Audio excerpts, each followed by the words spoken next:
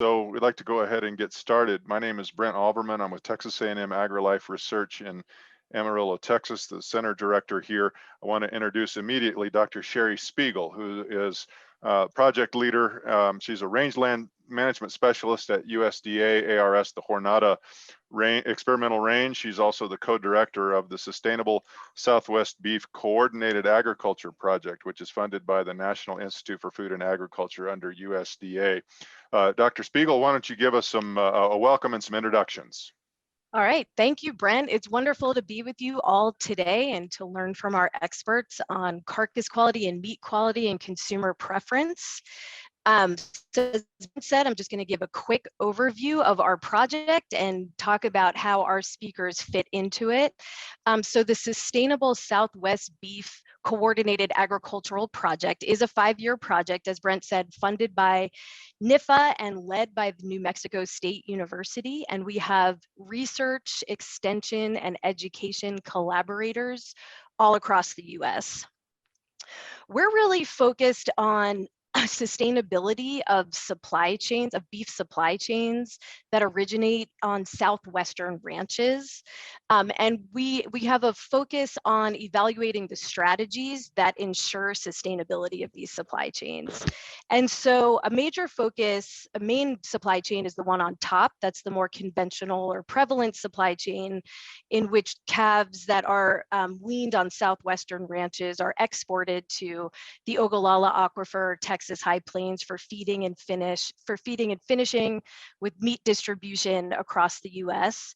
And then we're also focusing on a less prevalent supply chain in which cattle are born, raised, and finished in the Southwest and marketed from here locally. So importantly, we're looking at all these different strategies across the links of the chain and how they perform in relation to sustainability goals in different domains. So in the environment, productivity, economics, human condition, and social cohesion. So the 3 main strategies that we are looking at, a major one is Raramuri Criollo, or heritage cattle type.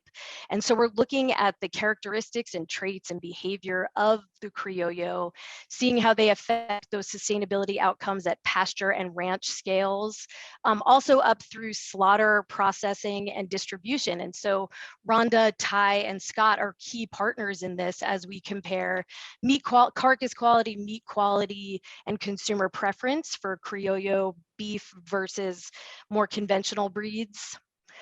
We're developing a precision ranching system with the idea of trying to help ranchers on large landscapes be able to know where their cattle are, how much water there is in troughs, and where it rained, hopefully to reduce some stress and also monitor driving time to check these things out. And we're looking at some of the trade-offs of adopting those new technologies.